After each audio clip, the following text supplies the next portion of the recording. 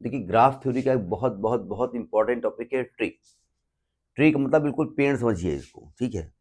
पेड़ ऐसा होता है, नीचे कहा आ रहा है पेड़, अच्छा पेड़, पेड़ ऐसा होता है, ठीक है। ये पेड़ जिसमें कि ये नीचे जड़ें होती हैं, ठीक है।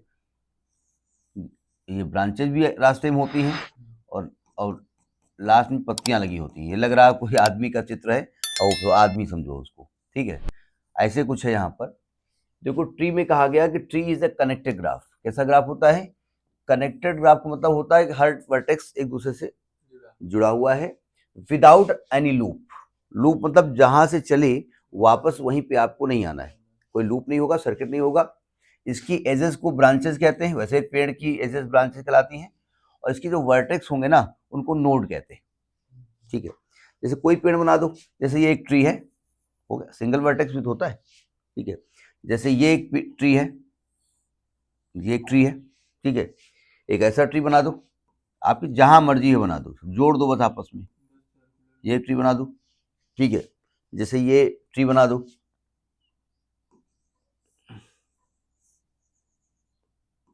ये ट्री बना दो, ठीक है।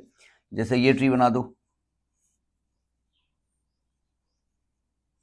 ये ट्री बना दो, लेकिन इनको आपस में ऐसे कहीं जोड़ मत देना। जोड़ दोगे तो फिर वो ट्री नहीं कहलाएगा, ठीक है। ये ट्री बना दो, इसको हम ट्री कहते हैं, ठीक है। अब ट्री में एक वर्ड आता है, हमने कहा इसके जो वर्टेक्स हैं वो नोड कहलाते हैं और ब्रांचेस इसकी ये कहलाती हैं जो एजेस होती हैं।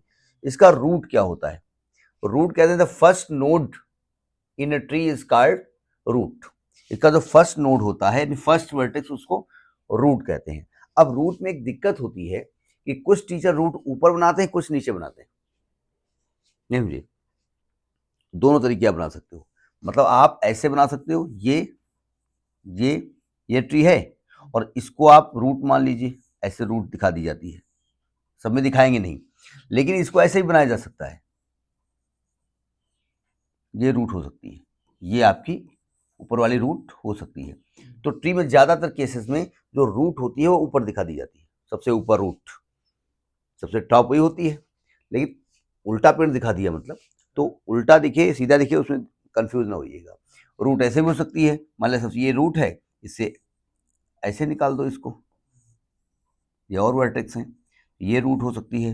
रूट कुछ बुक्स में ऐसा दिखाया गया है, कुछ में बुक्स में ऐसा दिखाया नहीं गया है, डायरेक्ट लिख दिया गया, ठीक है। रूट ऐसे दिखा सकते हैं आप, जैसे ये है आपकी ये लेफ्ट, ये राइट, फिर इसके लेफ्ट, फिर इसके राइट, फिर इसके लेफ्ट, फिर इसके राइट। सबसे ऊपर कौन है? ये रूट है, ये रूट कहलाती है, ठीक है। रूट नीचे वाली रूट नहीं होगी। अब रूटेड ट्री सिंपल सी बात है, जिसमें रूट होगा वो रूटेड ट्री होगा। लिखा ना, the rooted tree is a tree in which one vertex is root, एक वर्टेक्स उसका रूट होता है। तो यहां तक बात तो समझ में आ गई होगी। अब देखिए एज क्या होती है? एज जो होती है तो कहते हैं वर्टिसेस को मिलाने वाली, एज माने branch, the line connecting any two nodes. Nodes मतलब वर्टिसेस, हमने अब बार बार नोड यूज करेंगे, तो किसी भी दो नोड को मिलाने वाली जो लाइन होती है उसको हम एज कहते हैं। वो क्या कहलाती है? एज। एज नहीं होती, एज होती है। और कह रहे हैं कि अगर किसी ट्री में एन नोड्स हैं तो maximum N minus one edge वहां पर होंगी, ठीक है। कोई भी एग्जांपल ले लो, जैसे मैं एक एग्जांपल लेता हूं, ये इसका राइट, ये राइट, ये लेफ्ट, ये राइट, ये लेफ्ट, ये राइट मान लेते हैं। तो सबसे पहले इसमें अगर एग्जांपल बताएं तो ये रूट नोड है, हम रूट ऊपर बनाएंगे, ध्यान रखिएगा, किसी बुक में नीचे बनी हो तो कंफ्यूज मत होना। ये रूट नोड है। अब बताओ इसमें कितने नोड्स हैं?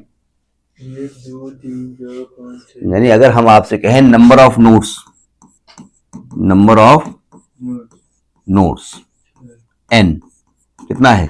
1 2 3 4 5 6। और अगर नंबर ऑफ एजेस की बात करें, नंबर ऑफ एजेस करें तो एक ये एज है, 2 3 4 5, तो एन माइनस वन है ना, एन माइनस वन 5 आ गया। ये तो हम कह रहे थे, ठीक है। अब कहते हैं एक नया वर्ड है यहां पर, पेंडेंट वर्टिसेस। ये प्रेग्नेंट वर्टिसेस नहीं है, पेंडेंट वर्टिसेस है।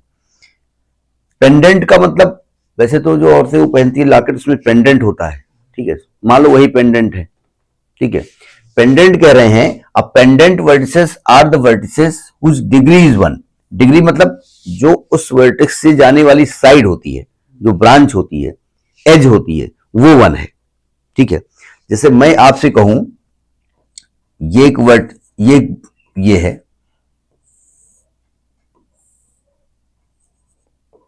मैं ये ले लेता हूं, ठीक है।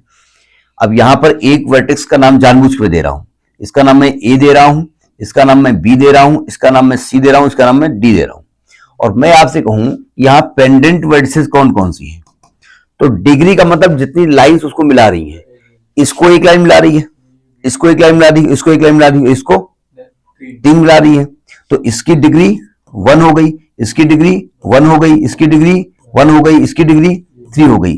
तो जो आपकी ए, बी और डी, ये डी है, ये पेंडेंट वर्टिसेस कहलाती है। नाम नए नए हैं, ये इसमें थोड़ा सा याद रखिएगा, ठीक है। तो ये बता दें कि ट्री में बहुत शॉर्टकट भी पढ़ाया जाता है, वो तो पेरेंट वेरेंट कुछ नहीं, बस डायरेक्ट ट्री सब ट्री करके खत्म भी कर दिया जाता है, ठीक है। हम पूरा डिटेल बता रहे हैं, पता नहीं क्या पूछ लिया जाए। देखो एक होता है parent node, a node which is the predecessor of any node, किसी नोड के पहले आने वाला वो पेरेंट नोड होगा। अब समझ में तो आया नहीं बात, अब छोड़िए मैं बता रहा हूं। नोड के पहले आने वाला जो होता है वो पेरेंट नोड होता है, अभी एग्जाम्पल बताऊंगा। और उसके नीचे कौन होगा, वो चाइल्ड नोड होगा। चाइल्ड नोड क्या होता है, the node which is descendant of any node, किसी नोड के नीचे आने वाला जो होता है वो हम चाइल्ड नोड होता है, ठीक है। और वे नोड्स, वे चाइल्ड नोड जिसके सेम पेरेंट होते हैं उनको सिबलिंग कहते हैं। ये सिबलिंग नहीं है, सिबलिंग है, सिबलिंग, सिबलिंग कहते हैं, ठीक है। अब समझ में नहीं आया आपको, हिंदी में क्या भाई बहन कहा था सिबलिंग को, हिंदी में क्या कहते हैं इसको, सिबलिंग को, जरा समझिएगा। मैं बनाने जा रहा हूं डायग्राम, डायग्राम बनाने पहले इसको थोड़ा सा नीचे कर दें, इस वाली चीज को थोड़ा नीचे कर दें, थोड़ा सा ऐसे आ जाओ, जगह दे दो। अब सुनो ध्यान से, जैसे हमने कहा ये आपकी एक रूटेड नोड है, ठीक है, जरा समझिएगा, ये आपकी रूटेड नोड है, ये बी और सी इसके चाइल्ड हैं, ए का चाइल्ड बी है और ए का चाइल्ड सी है। अगर ए की बात करें तो ए यहां पर पेरेंट हो गया, ठीक, मतलब समझ लीजिए, बात भी करिएगा। बी का ये डी है, ये ई है, बी का ये डी है, ये ई है, ठीक है, और सी का मान लीजिए ये एफ है। समझिएगा, अगर हम केवल बात करें इतने पार्ट की, मैं इसके बारे में बात कर रहा हूं, ये मैं पूरा परिवार ले रहा हूं, तो बी यहां पर पेरेंट नोड है, ए पेरेंट है किसका, बी और सी का, तो ए पेरेंट मानोगे तो बी और सी उसके चाइल्ड होंगे। ये लेफ्ट चाइल्ड होगा, ये राइट चाइल्ड होगा, दोनों का भी मतलब होता है। लेफ्ट चाइल्ड होगा तो एक अलग उसका नाम होगा, राइट चाइल्ड होगा तो कुछ अलग नाम होगा, ठीक है। फिलहाल हम इस फैमिली को बता रहे हैं। तो यहां पर जो बी है ना वो पेरेंट नोड है, पेरेंट नोड है। डी और ई जो है वो उसके चाइल्ड नोड है, चाइल्ड नोड है। लेकिन चूंकि डी और ई दोनों के पिताजी जो हैं, पेरेंट मतलब मां बाप दोनों, पेरेंट कहा गया, वो बी है, इसलिए डी और ई को सिबलिंग भी कहते हैं। डी और ई को क्या कहते हैं, सिबलिंग भी कहते हैं, ठीक है। अब देखिए लीफ नोड क्या होता है, पेड़ में जो लीफ होती है सबसे लास्ट उसका वो होता है। तो जैसे हमने ये पेड़ बनाया, हम जानबूझ के रूट ऊपर बनाते हैं, ये इसका एक बच्चा है, ये इसका एक बच्चा है, ये बच्चा का बच्चा है, ये हो के एक बच्चा है, ठीक। ये ए, इनके 2 बच्चे बी और सी, बी के डी और ई, और इनका एक है एफ, ठीक है। हम जितने भी यहां पर बना रहे हैं उसमें ज्यादातर हम परिवार नियोजन की बात करेंगे। हम दो मतलब आपस में मिले हैं, 2 पेरेंट हैं ये और हमारे 2 बस, ठीक है। अब जरा समझिएगा, यहां क्या कहा गया कि node which does not have any child, इनके पास कोई बच्चा नहीं होता, उसको लीफ कहते हैं। तो डी ई और एफ ये क्या है, लीफ है। यहां जो लीफ होंगी वो कौन होंगी, डी ई और एफ, यहां लीफ होंगी। इंटरनल नोड क्या होता है, तो कहते हैं node which has at least one child, कम से कम एक लड़का उनके हो। तो यानी कि अगर हमें इंटरनल नोड की बात करें यहां पर, भाई इंटरनल नोड कौन कौन सी हैं, इंटरनल नोड जिनके कम से कम एक लड़का हो, तो एक तो ए इंटरनल नोड है, इनके तो दुइटियां हैं, बी इंटरनल नोड है और सी इंटरनल नोड है। तो ये होता है लीफ नोड और इंटरनल नोड। देखिए अब आता है डिग्री क्या होती है, जरा समझिएगा। डिग्री की डेफिनेशन दी गई है कि the total number of children of a node, node तो जानते हो इसको नोड कहते हैं, किसी नोड के जितने चिल्ड्रन होते हैं और जितने चिल्ड्रन वही उसके सब ट्री कहलाते हैं, चिल्ड्रन होता है सब ट्री, उसको हम उसकी डिग्री कहते हैं। जैसे समझिएगा, एक के पास कितने बच्चे हैं, एक बच्चा बी है एक बच्चा सी है, तो डिग्री ए की कितनी हो गई, 2, ठीक है। बी के पास 2 बच्चे हैं, तो बी की डिग्री कितनी कितनी हो गई, 2। सी के पास एक लौंडा है एफ, इसकी डिग्री कितनी हो गई, 1।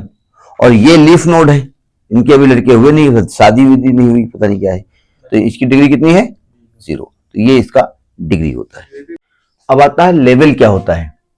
कहते हैं जो रूट नोड होता है, जो रूट नोड होता है उसका लेवल होता है 0, यानी इसका लेवल क्या है, इसका लेवल है 0, ठीक है। उसके जो चिल्ड्रन है उनका लेवल है 1, यानी पहली पीढ़ी, और चिल्ड्रन के चिल्ड्रन है उनका लेवल है 2। इस प्रकार से लेवल चलता चला जाएगा, ठीक है। यानी अगर आपसे कहें, इसको हम ऐसे कहना चाहें कि लेवल ऑफ ए क्या है, लेवल ऑफ ए, तो लेवल ऑफ ए क्या है, 0। लेवल ऑफ बी एंड सी क्या है, लेवल 1 पे है। लेवल ऑफ डी है, ई है, एफ है, जी है, इनका क्या है, 2, इनके लंबे होंगे तो 3। इस प्रकार से इनका लेवल चलता है। अब देखिए पाथ क्या होता है, जरा समझिएगा। इसमें एक और पाथ की डेफिनेशन भी बताई जाएगी। लिखा था sequence of node, sequence of एक order and edges from one node to another node is called is edge a path between that two nodes, और length of path is total number of nodes, node होने vertex in that path. नहीं समझ में बात, नहीं समझ में आई, चलिए छोड़िए। मान लेते हैं मुझे ए से लेकर के एफ तक जाना है, हमें कहां तक जाना है, ए टू एफ जाना है। तो क्या कहा गया, the sequence of node and edges from one node to another node. आप डायरेक्ट यहां से जंप तो कर नहीं जाओगे, सड़क सड़क जाओगे, तो मैंने पहले जाऊंगा ए से बी, बी से ई, ई से एफ, ये पाथ हो गया। इन्होंने कहा लेंथ ऑफ पाथ क्या होता है, टोटल नंबर ऑफ नोड्स, आपने रास्ते में जितने नोड्स कवर किए, 1 2 3 4, तो जो लेंथ ऑफ पाथ है यहां पर वो 4 है। लेंथ ऑफ पाथ क्या है यहां पर, 4, ठीक, नोट करिए। देखिए अगला टॉपिक है सब ट्री क्या होता है, तो समझिएगा। लिखा each child from A node forms sub tree, मतलब किसी नोड का जो चाइल्ड होता है वो उसका सब ट्री कहलाता है। Every child node will form a sub tree on it's parent node, मतलब जैसे मैं निकालना चाहता हूं कि नोड ए के लिए बात करेंगे, फॉर नोड है, नोड ए के लिए हम बात करेंगे, तो ए के लिए सब ट्री जो हो जाएंगे ना भाई, देखिए सब ट्री का मतलब होता है कि भाई हमारा खानदान, हमारे बाद वाले, तो जितने भी होंगे लौंडे बच्चे, उनके नाती पोते सब उसमें, हाँ, जो हमारे परिवार के होंगे। तो इसके लिए जो लेफ्ट सब ट्री होगा, लेफ्ट सब ट्री होगा वो कौन होगा, ये क्यों गलत लिख गया कि, हाँ ठीक है, लेफ्ट नहीं, एक मिनट ये जरा, ठीक है, जो इसका लेफ्ट सब ट्री होगा, लेफ्ट सब ट्री होगा, तो जो जो लेफ्ट में इसके हैं, लेफ्ट लेफ्ट लेफ्ट लेफ्ट सब लेफ्ट लेफ्ट, तो एक है बी, एक तो बी इसका रहेगा लेफ्ट, ठीक है। इसके बाद ये इसके साथ में रहेंगे, इसके भाई लेफ्ट के ही तो लौंडे हैं ये, तो यानी कि इसका आएगा बी डी ई, और जो इसका राइट सब ट्री होगा, राइट वो होगा सी और एफ। ये किसके लिए हो गया, ए के लिए हो गया। जब बी के बारे में बात करेंगे, फॉर बी, बी का जो लेफ्ट सब ट्री है वो डी है, राइट सब ट्री जो है वो ई है, तो लेफ्ट सब ट्री जो इसका होगा जो इसका लेफ्ट सब ट्री होगा, लेफ्ट सब ट्री, वो कौन है? बी के लेफ्ट में डी है और राइट में कौन है? वो ई है। समझ आ रही बात नहीं आ रही? मतलब जब ए की बात करेंगे तो इसके लेफ्ट में सब ये सब ट्री से कराएंगे, ठीक है। ये भी लेफ्ट, भाई ये तो लेफ्ट में ही है, ये लेफ्ट के लौंडे हैं, ठीक है। और राइट में करेंगे तो राइट में ये हो जाएगा दोनों, ठीक है। तो ये कहलाता है सब ट्री। नोट करिए। हाँ, सी का सब ट्री जो है लेफ्ट सब ट्री, जो सी का लेफ्ट सब ट्री एफ होगा, राइट सब ट्री कोई नहीं होगा। नहीं, लिखना जो लैंग्वेज जो लिखा जाएगा ना, ये लेफ्ट में लिख दिखाया गया है, इसमें लेफ्ट और राइट दिखाया जाता है। अब वर्ड आता है हाइट। तो इसमें एक वर्ड हाइट आएगा, इसके बाद में आएगा डेप्थ। दोनों एक जैसा लगता है, ऐसा नहीं है। देखो जब आप किसी पेड़ की हाइट देखते हो, बड़ा ऊंच पेड़ है, ऐसे देखते हो ना, कि छत पे बैठे ऐसे देखते हो बड़ा ऊंच पेड़ है। और अगर गहराई देखते हो तो अरे बड़ा गहरा गड्ढा है। यानी कि आपको हाइट देखना है, नीचे से ऊपर जाना है, यानी हाइट के लिए नीचे से ऊपर हाइट देखी जाती है। समझी बात? ये तो याद करने के लिए हो गया। डेफिनेशन याद देखिए इसकी, लिखा था total number of edges from leaf node. कहां से स्टार्ट करना है? लीफ नोड से। From leaf node to a particular node. अगर किसी नोड की, किसी पर्टिकुलर नोड की आपको हाइट देखनी है तो कहां से स्टार्ट करना पड़ेगा? लीफ नोड से। और लीफ नोड से स्टार्ट करेंगे और बता देंगे कि भाई इस वाले नोड की हाइट कितनी है। The longest path is called height of that node. मतलब जो लॉन्गेस्ट पाथ होता है उसका, उसकी हाइट कराएगी। और हाइट, रूट नोड की जो हाइट होती है वही हाइट ऑफ ट्री होती है, ठीक है। जैसे ये हमने डायग्राम बनाया, तो ये तो रूट नोड है, ठीक है। अब यहां से आ जाओ, हम हाइट कहां से मेजर करेंगे? नीचे चलना शुरू करेंगे। जैसे आपको हाइट ऑफ डी चाहिए, मान लेते हैं आप निकालना चाहते हैं height of D,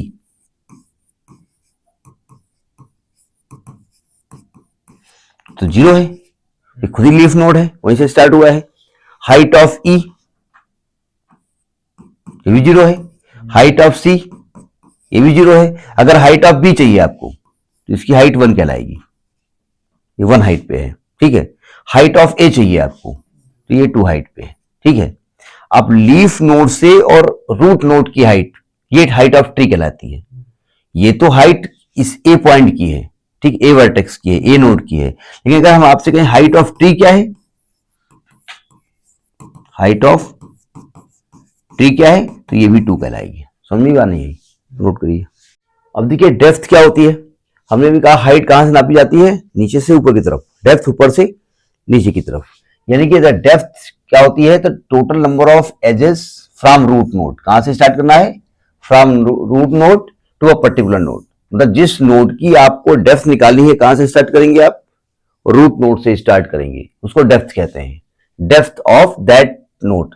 the total number of edges from root node to a leaf node in the longest path is said to be depth of tree. Depth of tree अगर निकालना है तो रूट नोड से leaf node के बीच का जो भी टोटल नंबर ऑफ एजेस होंगी, ठीक है। जैसे मैं आपसे कहूं कि ए की डेप्थ कितनी है, मैं ए से स्टार्ट करता हूं, यही अलग से नहीं लिख रहा हूं। ए की डेप्थ कितनी है तो यहीं से स्टार्ट कर रहे हो, तो इसकी वैल्यू कितनी हो गई? 0। नहीं समझे? डेप्थ को कैसे से लिखेंगे? अगर मैं कहूं बी की डेप्थ कितनी है? 1, यहां से यहां स्टार्ट हो गए। सी की डेप्थ कितनी है? 1। डी की डेप्थ कितनी है? 2। ई की डेप्थ कितनी है? 2, ठीक है। अब देखिए हमने क्या कहा कि जो टोटल लॉन्गेस्ट पाथ होता है रूट नोड से लीफ नोड, वो डेप्थ ऑफ ट्री है। तो डेप्थ ऑफ ट्री भी यहां से यहां पहुंचोगे ना, तो अगर आपसे कहा जाए डेप्थ ऑफ ट्री क्या होगा, तो 2 हो जाएगा। डेप्थ ऑफ ट्री क्या हो जाएगा? 2 हो जाएगा। समझ में बात नहीं आई? अब देखिए अगला ट्री आता है बाइनरी ट्री। बाइनरी नंबर सुना है आपने? कंप्यूटर बाइनरी नंबर जो है 0 और 1 यानी 2 होते हैं, ठीक है। तो कहते हैं अब बाइनरी ट्री जो होता है एक रूटेड ट्री होता है। रूटेड ट्री आप जानते हैं क्या होता है? Each node has at most 2 children. देखो 2 चिल्ड्रन बोले या 2 नोड बोले, ये ध्यान रखिएगा। मतलब हर नोड के कितने चिल्ड्रन होंगे? एटमोस्ट 2। एटमोस्ट 2 मतलब, एटमोस्ट 2 का मतलब ये हो जाकर के या तो 0 होंगे या तो 1 होगा या 2, इससे ज्यादा नहीं होंगे, ठीक है। Each child in binary tree is designated इधर लेफ्ट चाइल्ड, या तो उसको लेफ्ट चाइल्ड कहा जाएगा या तो राइट चाइल्ड कहलाएगा। मतलब जैसे ए की बात करें, ए के कितने चिल्ड्रन है? 2। बी उसका लेफ्ट चाइल्ड है और सी उसका राइट चाइल्ड है। ठीक है, लेफ्ट राइट ऐसे होता है, कॉपी सामने आप बैठे हैं तो आपके लेफ्ट हैंड में ये लेफ्ट और आपके राइट हैंड में ये राइट। ठीक है, बी के 2 चाइल्ड हैं, right child left child D है और राइट चाइल्ड ई है, और सी के 1 है, लेफ्ट चाइल्ड एफ। कितने हो सकते हैं चाइल्ड? या तो एक हो ना हो, वह देखा जाए तो डी के कितने चाइल्ड हैं? है ही नहीं, अभी तो लीफ है, कहां चाइल्ड हो जाएंगे। ई के कितने चाइल्ड हैं? 0। तो या तो 0 चाइल्ड हो, या तो 1 चाइल्ड हो, या तो 2 चाइल्ड हो। एक को लेफ्ट चाइल्ड, एक को राइट चाइल्ड कहते हैं। यानी ये आपका बाइनरी ट्री कहलाएगा। ये क्या कहलाएगा? बाइनरी ट्री कहलाएगा। लेकिन यहां देखो ए के 3 लौंडे हैं, 3 चाइल्ड हैं, तो ये not binary child, binary tree है, ये बाइनरी ट्री नहीं कहलाएगा। ठीक है, अब आता है फुल बाइनरी ट्री क्या कहलाता है, या स्ट्रिक्टली बाइनरी ट्री। क्या कहा गया? A full binary tree is a tree in which each internal node has exactly 2 children. Internal node, देखो रूट, ये नीचे लीफ नोड होते हैं और सब कहलाता है इंटरनल नोड। ठीक है, अब देखो अगर हम ध्यान से देखें तो इन भाई साहब के कितने चिल्ड्रन हैं? 2 चिल्ड्रन हैं। ठीक है, ये लीफ नोड है, इनकी तो शादी नहीं हुई है, तो इनके चिल्ड्रन हम नहीं गिनेंगे, इनके लंबे तो है ही नहीं, कहां भी तो गोदी में खेल रहे हैं। ये इंटरनल नोड है, इनके कितने चिल्ड्रन है? 2, एक ये है और एक ये है। ठीक है, इसके कितने चिल्ड्रन है? 2। इसके कितने हैं? 2। और ये नोड कैसी है? लीफ नोड, उससे कोई मतलब है नहीं। इसका मतलब इसको कहा जाएगा स्ट्रिक्टली बाइनरी ट्री या फुल बाइनरी ट्री। यहां पे आ जाओ, इनके कितने लंबे हैं? 2। ये लीफ नोड है, तो ये पेरेंट हो गए, तो इनके कितने लड़के होने चाहिए थे? 2। इनके कितने हैं? 1। तो ये फुल बाइनरी ट्री नहीं है, यानी it is not full binary tree. ये जो है हो जाएगा not full binary tree. Full binary tree ये नहीं है। ठीक, और ये है आपका full binary tree, full binary tree होगा। ठीक, नोट करिए। अब देखिए जैसे अगला है कंप्लीट बाइनरी या परफेक्ट बाइनरी क्या होता है, जरा समझिएगा। ये कहते हैं जितने भी ट्री हैं जिनकी अगर सभी leaves, all the leaves of full binary tree are at the same level पे हो, ये सब सेम लेवल पे हो। आपको लेवल ऑफ ट्री बताया गया था, तो ऐसे को हम कहेंगे कि कंप्लीट बाइनरी ट्री है ऑफ डेप्थ डी। क्योंकि हमको देखना लीव्स को देखेंगे ऊपर से देखेंगे ऐसे, तो उसकी क्या कराएगी? डेप्थ। और नीचे से देखेंगे तो हाइट कराएगी। जैसे मैं एक डायग्राम बनाता हूं,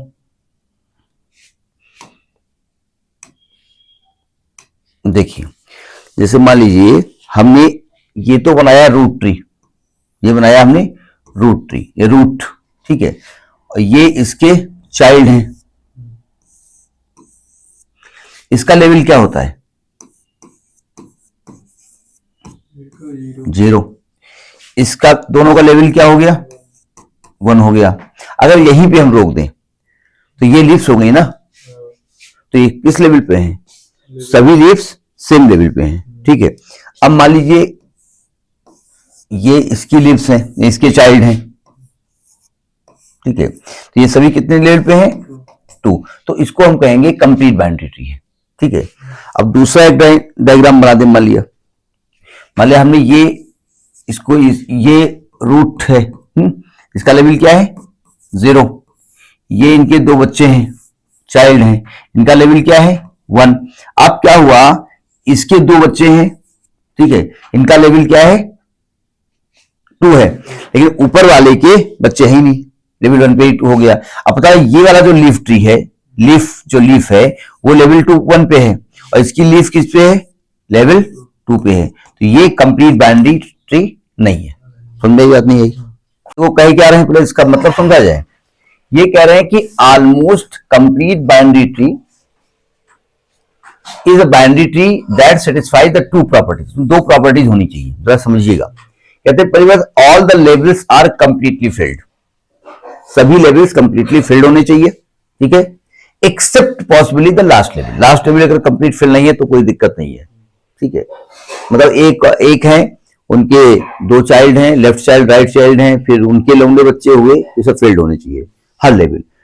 बहुत ध्यान समझिएगा।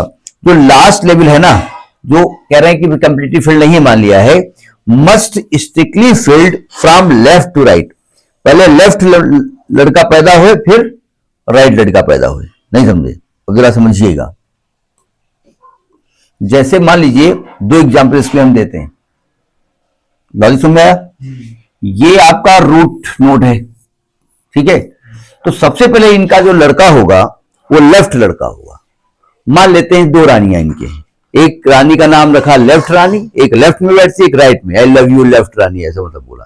तो पहले इनका लौंडा पैदा हो लेफ्ट लौंडा, ठीक, फिर इनका पैदा हो राइट लौंडा, ठीक है।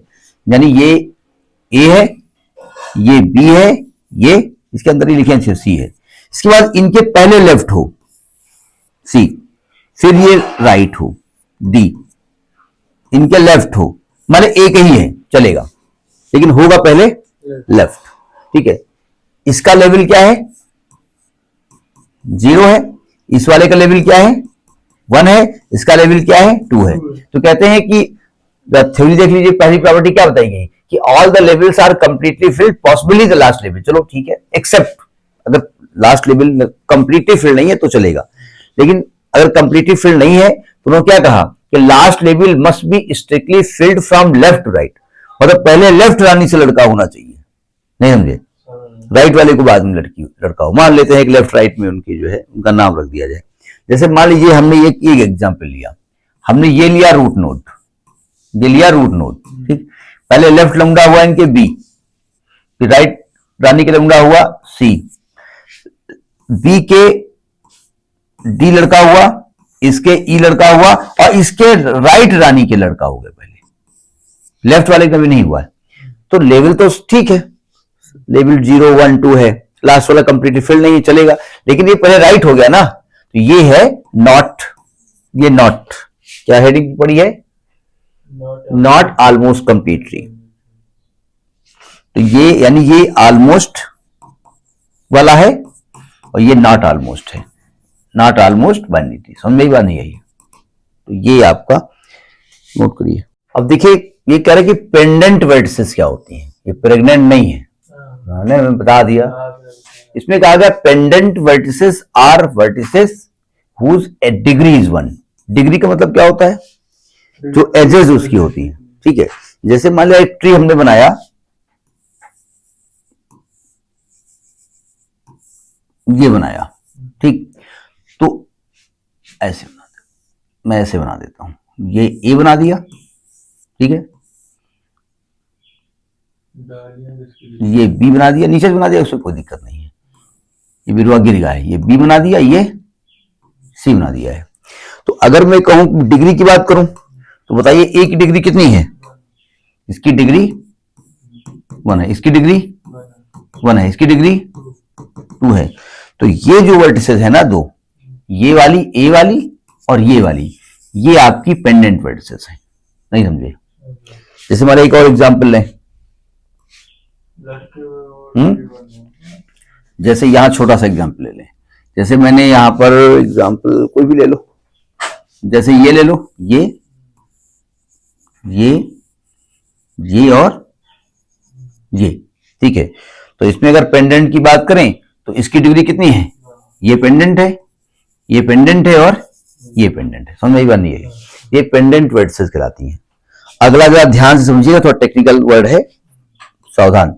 लिखा पाथ लेंथ ऑफ ट्री, एक लेंथ ऑफ ट्री पीछे भी था, यहां पाथ लेंथ ऑफ ट्री कहा गया है, सावधान। लिखा गया it is defined as the sum of edges from the root of all the pendant vertices. मतलब जितनी भी पेंडेंट वर्टिसेस हैं उनसे रूट, जो आपका रूट है, रूट का भी एक वर्टिस होता है ना, रूट में को जोड़ने के जितने भी आपकी एजेस हैं उन सबका सम करना पड़ेगा, ठीक है। मैं एक डायग्राम बनाया है, मैं वही डायग्राम बना देता हूं, ठीक है। तो समझिए, थोड़ा सा लेंथ बढ़ा देंगे उस डायग्राम की। जैसे मैंने ये रूट बना दिया, रूट ऐसे बनाई जाती है कभी कभी ऐसे अलग दिखाने के लिए, ऐसा कोई ये नहीं कि रूट यही है, ठीक है। और इससे हमने ये निकाला,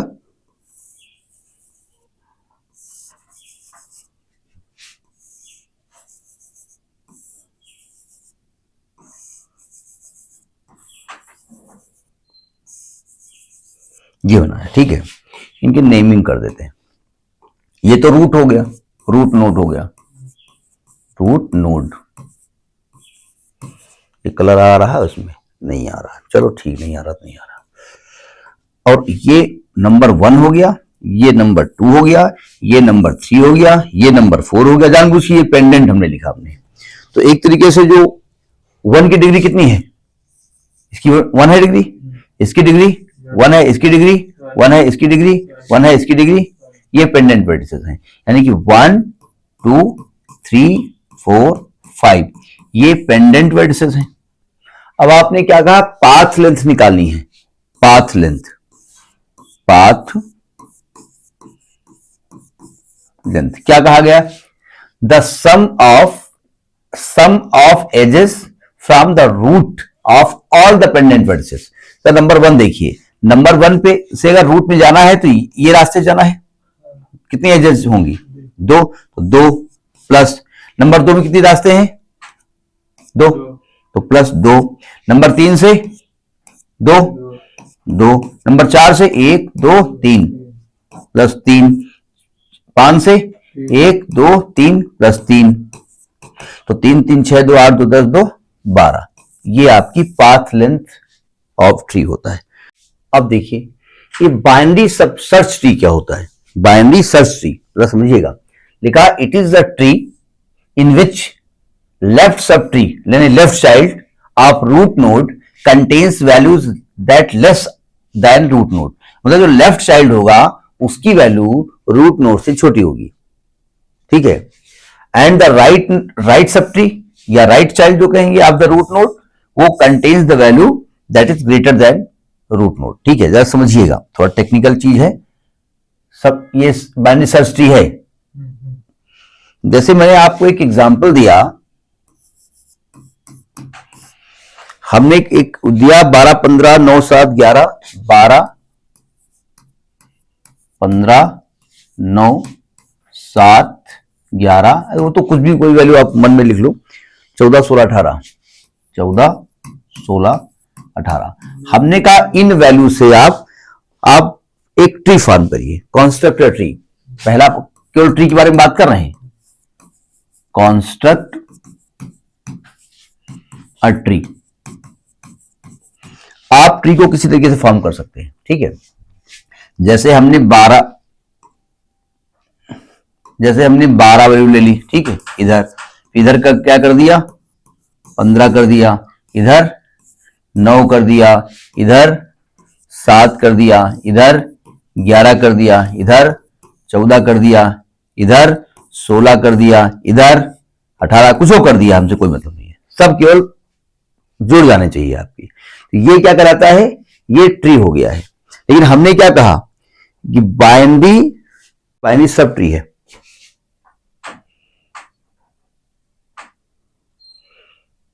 ये बाइनरी सब ट्री है।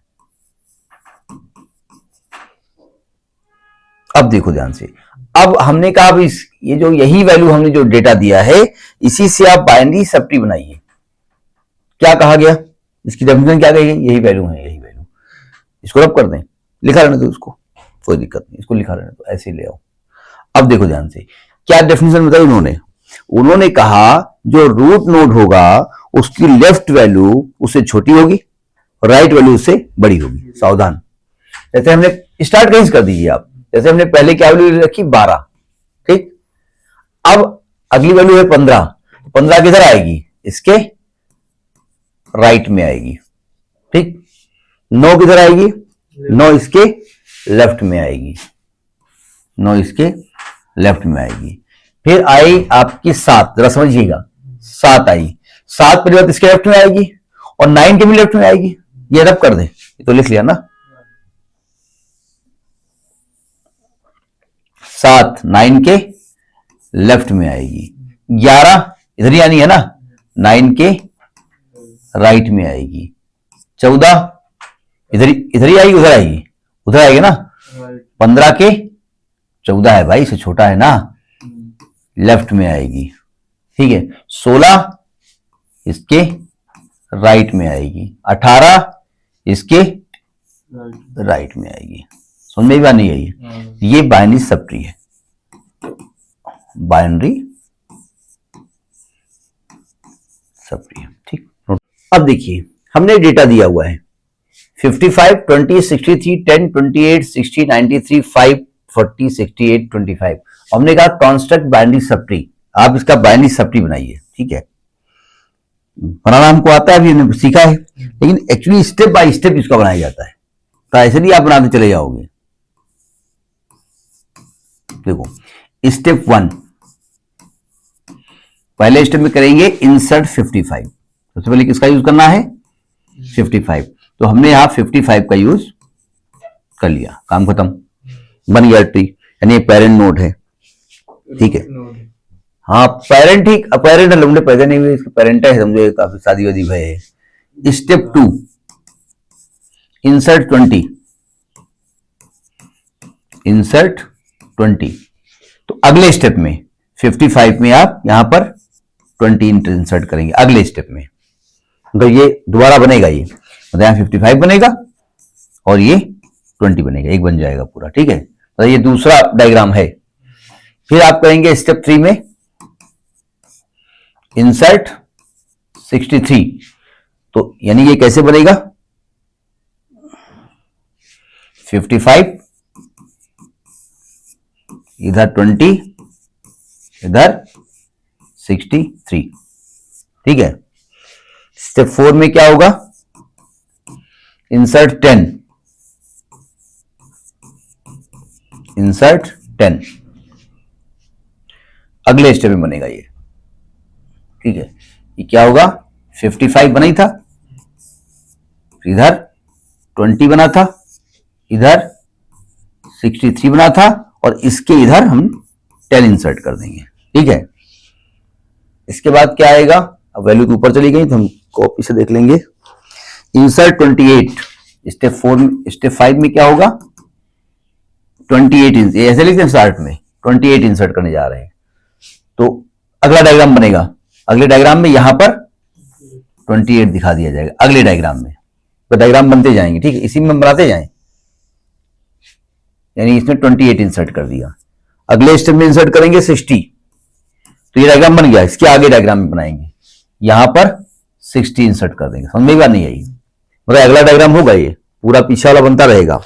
इसके बाद इंसर्ट करेंगे हम 60 के बाद 93, तो 93 इधर इंसर्ट करेंगे अगले अगले डायग्राम में, ठीक है। मतलब ये पूरे बनते जाएंगे और ब्रांच आगे बढ़ती जाएगी। आगे इंसर्ट करेंगे 5, अब 5 सिंपल यहां इंसर्ट करेंगे ऐसे 5। आगे इंसर्ट करेंगे 11, 11 यहां इंसर्ट करेंगे। आगे इंसर्ट करेंगे 40, 40 यहां इंसर्ट करेंगे, इधर आएगा ना, यहां इंसर्ट करेंगे। आगे इंसर्ट करेंगे 68, 68 यहां इंसर्ट होगा, क्यों? बड़ा है ना इससे। आगे इंसर्ट करेंगे 25, 25 यहां इंसर्ट होगा। ये डायग्राम तब बन करके आपका बाइनरी सब ट्री चलेगा, ठीक है। मतलब ये पूरा अलग अलग बनेगा। पहले डायग्राम में ये कुल कंटेंट करेगा, पहले डायग्राम में केवल ये वाला कंटेंट करेगा, दूसरे में ये और ये करेगा, फिर तीसरे में जो भी आता जाएगा वो करते करते लास्ट में ये फाइनल रिजल्ट आपको मिलेगा, ठीक है। नोट करिए, most important last heading of this topic, इसके बाद नहीं बताएंगे, नाम तो बहुत सारे और आएंगे। स्पैनिंग ट्री क्या होता है? कहते हैं स्पैनिंग ट्री क्या होता है? Is a complete graph. अगर कोई कंप्लीट ग्राफ जी है ना, उससे एक सब ग्राफ निकालिए। सब ग्राफ जानते हो, कुछ एजेस छोड़ दीजिए कुछ, और ऐसा सब ग्राफ हो जिसमें सभी वर्टेक्स कंटेन कर रहे हो, ठीक है। ठीक है, T contains all the vertices of G. तो जो सब ग्राफ बनेगा उसी को हम स्पैनिंग ट्री कहते हैं, ठीक है। एक डायग्राम बनाए तब समझ में आएगा स्पैनिंग ट्री क्या होता है। देखिए ध्यान से, जैसे मैंने एक पहले ग्राफ बनाया,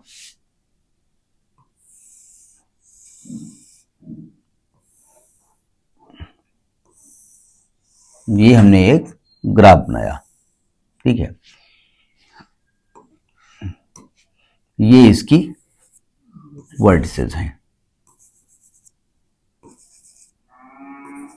ठीक है, इनके नाम जो आपको मन में दे दो। जैसे हमने दिया V1, इसका दे दिया V2, इसका दे दिया V3, इसका दे दिया V4, इसका दे दिया V5।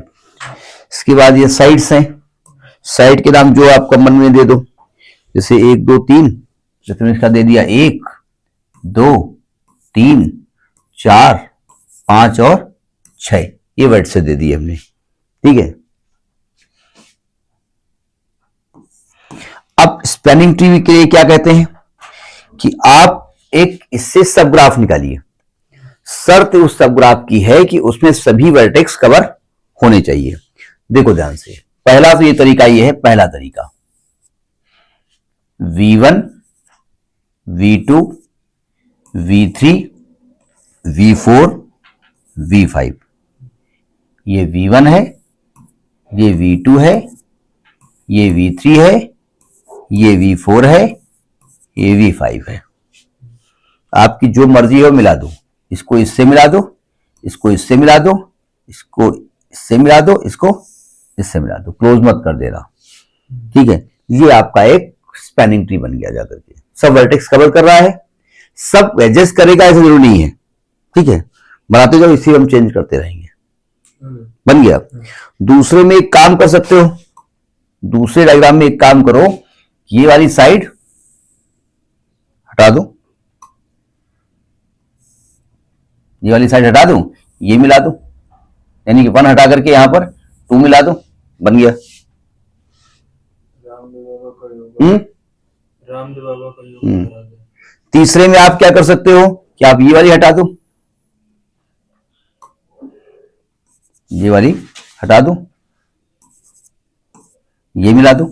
अब मिलाना पड़ेगा, ऐसा ना हो कि ये हटा दो तो वह लटका पड़ेगा, क्या करेगा ये स्पैनिंग ट्री है। तो इस प्रकार से स्पैनिंग ट्री बनते हैं। ठीक है, अब यहां कुछ 2 बातें बताई गई हैं, नोट करिए फिर बताएं। एक यहां पर नोट है, देखो ये ग्राफ की कुछ एजेस हैं जो स्पैनिंग ट्री की भी एजेस हैं, और ग्राफ की कुछ एजेस हैं जो स्पैनिंग ट्री की एजेस नहीं है। ठीक है, तो edges of spanning tree are called branch. Edges of spanning tree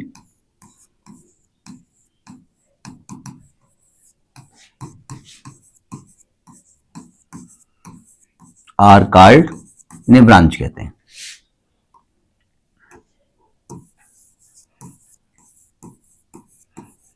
इन्हें ब्रांच कहते हैं, पहली बात।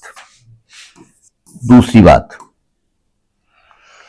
ग्राफ की तो एजेस हैं, ठीक है, लेकिन वो स्पैनिंग ट्री की एजेस नहीं है, उन्हें कॉर्ड कहते हैं। तब edges of graph which are not edges